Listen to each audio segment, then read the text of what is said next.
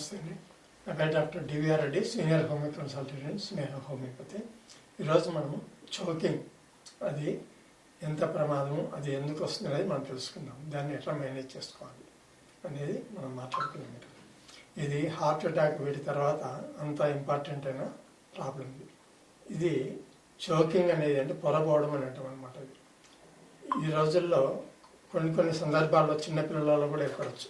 అంటే ఆటల్లో ఆడుకునే టాయ్స్ కానీ చిన్న చిన్న వస్తువులు నోట్లో పెట్టుకోవడం, కాయిన్స్ ఇట్లాంటివి నోట్లో పెట్టుకొని గొంతులు ఇరుక్కుపోయి శ్వాస ఆడకపోవడం, ఇది చిన్నపిల్లల్లో జరుగుతుంటుంది. కానీ పెద్దవాళ్ళల్లో ఒక ఏజ్ వచ్చిన తర్వాత డ్రైనెస్ వల్ల మింగలేకపోవడం, తర్వాత అన్నము మెతుకులుగా ఉండిపోయి నమిలినా కూడా మెతుకులుగా ఉండిపోయి గొంతులు ఇరుక్కుపోవడము, ఒకసారి చికెన్ ఫిష్ ఇట్లాంటివి ఏమైనా తిన్నప్పుడు ఆ ముక్క గొంతులు ఇరుక్కుపోవడము, దీనివల్ల చోకింగ్ అనేది జరుగుతుంటుంది.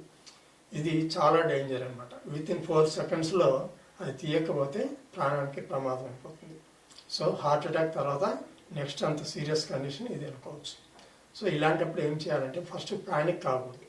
ఎవరైనా వెనక కానీ పక్కన ఎవరైనా చుట్టుపక్కల ఎవరైనా ఉంటే వాళ్ళు ఈ ఐడియా కానీ ఉంటే తెలిసిన వాళ్ళు ఏం చేయాలో ఒక ఐడియా ఉంటుంది. ఇది ప్రతి ఒక్కరూ తెలుసుకోవాల్సిన అవసరం ఉంది. ఎందుకంటే ఒక్కోసారి సఫర్ అయ్యే పేషెంట్ ఎవరైతే ఉన్నారో చోకింగ్ వచ్చిన అతను మాట్లాడలేడు, ఊపిరి తీసుకోలేడు.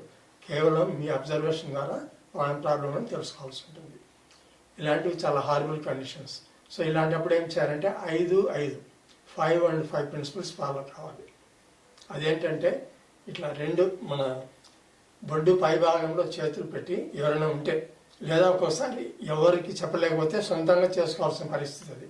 అప్పుడు ఇలా 2 చేతులు ఇట్లా పెట్టి పిడికిలు బిగించి ఈ విధంగా రిబ్స్ బొడ్డుకు పై భాగంలో ఇట్లా పెట్టి 5 times, అంటే ఒకసారి ఇట్లాని మళ్ళీ వెనక ఒకసారి వేరే ఎవరైనా ఉంటే హెల్ప్ చేయొచ్చు. వెనక 2 షోల్డర్స్ మధ్యలో ఒక గుద్దాలి.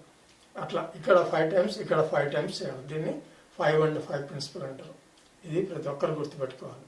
చుట్టుపక్కల ఎవరికైనా సమస్య వస్తే మీరు హెల్ప్ చేయడానికి వీలవుతుంది. సో ఈ చోకింగ్ వచ్చిన వాళ్ళు మాట్లాడలేరు. విత్-ఇన్ 4 నిమిషాల్లోకి నా గొంతులో ఉండేది, వీళ్ళు మింగలేరు, కక్కలేరు అంటారు చూడు, ఆ పరిస్థితి అనమాట. ఇట్లా బయటికి పోదు, లోపలికి పోదు. ఇట్లా నీళ్లు తాగాల్సిన పరిస్థితి కూడా కాదు. నీళ్లు తాగాలన్నా కూడా అది ముందుకు పోతుందో తెలియదు, వెనక్కి పోతుందో తెలియదు. ఊపిరి ఆడకపోతే ముక్కులలో అయిపోతుంది, లేదా లంగ్స్ అయిపోతుంది. సో చాలా డేంజర్ అయిన పరిస్థితి. ఇది మీకు అందరికీ తెలియాలనే ఉద్దేశంతో ఈ టాపిక్ చెప్పడం జరుగుతుంది. సో 5 సార్లు వెనక వీపు పైన కొట్టడం, 5 సార్లు బొడ్డు దగ్గర పై భాగంలో 5 times ప్రెస్ చేయడం. ఈ విధంగా చేయడం వల్ల గొంతులో ఉండేది, తర్వాత ఇట్లా బెండ్ చేసి ఇట్లా కొట్టడం వల్ల గొంతులో ఏమైనా ఉంటే గొంతులో ఉండేది బయటకు వచ్చేస్తుంది. దాంతో కొంత రిలీఫ్ అనేది ఏర్పడుతుంది. సో దీన్ని చోకింగ్ అనేది చాలా డేంజర్. ప్రతి ఒక్కరు తెలుసుకొని ఎవరైనా సఫర్ అవుతుంటే వాళ్ళకి హెల్ప్ చేయండి మీరు. నమస్తే.